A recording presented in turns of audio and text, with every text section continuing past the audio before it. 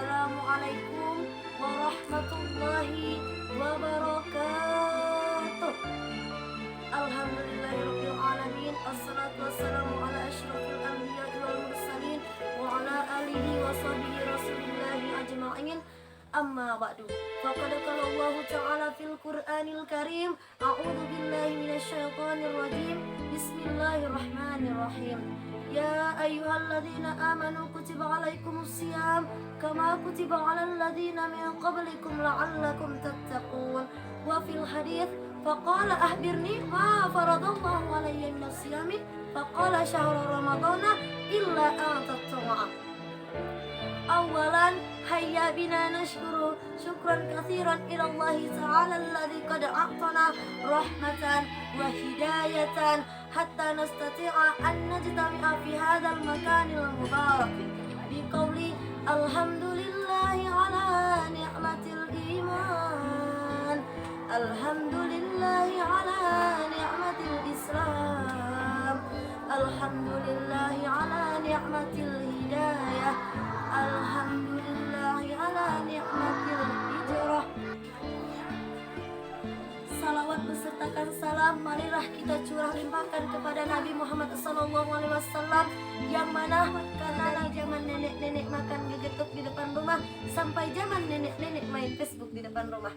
Karena Nabi Muhammad kita tahu yang mana Quran, yang mana Al-Quran. Dan karena Nabi Muhammad kita tahu yang mana teh botol, yang mana alkohol. Dengan mengucapkan Allahumma salli ala Sayyidina Muhammad. Ayuhal hadirin wal hadirat yang berbahagia yang dirahmati oleh Allah. Berdirinya ana di sini hanya ingin memecahkan satu patah kata yang akan ana pecahkan menjadi beribu patah-patah kata yang berjudul puasa dan keistimewaannya. Alhamdulillah, sekarang kita berjumpa di bulan suci Ramadan, yang mana pada bulan ini pahala dilipat gandakan, seluruh amal ibadah diterima di sisi Allah, bulan yang paling mulia di antara bulan-bulan lainnya. Di bulan Ramadan kita diwajibkan melaksanakan ibadah puasa, diwajibkan atas umat muslim yang mukallaf, baligh dan berakal dan suci dari hadas. Mengenai kewajiban, Allah Subhanahu wa Ta'ala berfirman di dalam Al-Quran surah Al-Baqarah ayat 183 sampai 184 dengan firman-Nya. A'udzu billahi minasyaitonir rajim. Bismillahirrahmanirrahim. Ya ayyuhalladzina amanu kutiba alaikumus syiyam kama kutiba alal ladzina tattaqun ayyaman ma'dudat, yang artinya wahai orang-orang yang beriman, diwajibkan atas kalian berpuasa sebagaimana telah diwajibkan atas orang-orang terdahulu sebelum kalian agar kalian bertakwa, yaitu dalam beberapa hari yang ditentukan. Quran surah Al-Baqarah ayat 183 sampai 184. Dan diriwayatkan oleh Thayhah bin Ubaidillah ketika Nabi Muhammad SAW menjawab pertanyaan dari seorang Arab yang mendatanginya. Kata Nabi, faqala ahbirni ma faradallahu alayya minas syiyami faqala syahru ramadana illa an tatawwa. Faqala ahbirni ya Rasulullah, kabarkan kepadaku ma faradallahu alayya minas syiyami, puasa yang Allah wajibkan kepadaku. Faqala, maka Nabi Muhammad SAW menjawab, syahrul ramadana illa an tatawwa, yaitu puasa Ramadan kecuali puasa sunnah. Hadis riwayat Bukhari. Ayuhal hadirin wal hadirat yang berbahagia yang dirahmati oleh Allah Subhanahu wa Ta'ala. Puasa dalam bahasa Arab adalah saum atau siam, yang berasal dari kata soma yasumu sauman wa siyaman. Puasa menurut lughah artinya menahan, sedangkan menurut syariat adalah menahan dari segala sesuatu yang membatalkan puasa, seperti makan, minum bersenggama dan lain-lain dari terbitnya fajar sampai tenggelamnya matahari. Hal ini Allah Subhanahu wa Ta'ala berfirman di dalam Al-Quran surah Al-Baqarah ayat 187, yang artinya makan dan minumlah kamu dari terbitnya benang kuning dan benang hitam, yaitu fajar. Kemudian sempurnakanlah puasamu hingga malam hari. Quran surah Al-Baqarah ayat 180.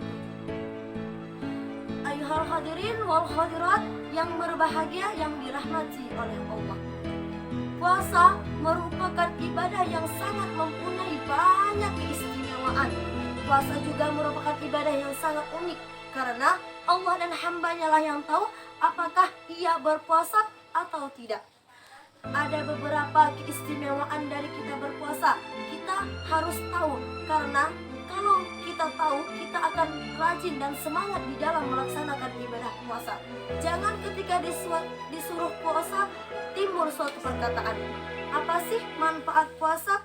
Bukankah puasa hanya bikin lelah, capek, haus, dan badan kurus? Salah. Dari kita berpuasa, kita mempunyai banyak keistimewaan. Yang pertama, seluruh amal ibadah umat manusia itu untuk dirinya sendiri, tetapi tidak dengan puasa. Puasa untuk Allah dan Allah akan memberikan pahala kepada orang yang berpuasa. Yang kedua, puasa adalah benteng penyelamat dari perbuatan keji dan tidak patut. Yang ketiga, bau mulut orang yang berpuasa itu lebih harum dibanding bunga kasturi. Memang dimaklumi, kalau kita lagi berpuasa, bau mulut kita memang agaklah tidak sedap. Sepatah kami orang Melayu, Bu, bekahang bau. Tetapi tidak dengan di mata Allah. Di mata Allah, mulut orang yang berpuasa itu lebih harum dibanding bunga kasturi di akhirat kelak. Yang keempat, orang yang berpuasa akan merasakan dua kebahagiaan. Yang pertama, ketika ia berbuka puasa, dan yang kedua ketika ia bertemu Allah di akhirat kelak. Yang kelima, Allah akan membebaskan dari siksa api neraka satu hari ia berpuasa 70 tahun. Nah Bu, bayangkan satu hari saja kita berpuasa di dunia, Allah akan membebaskan kita dari siksa api neraka selama 70 tahun. Kita kalikan saja 30 hari kali 70. Nah, segitu lamanya lah kita tidak akan disiksa oleh Allah Subhanahu wa taala di neraka. Yang keenam, orang yang berpuasa akan melewati pintu surga khusus yang bernama Ar-Rayyan, yang tidak akan dilewati oleh siapapun kecuali orang yang berpuasa.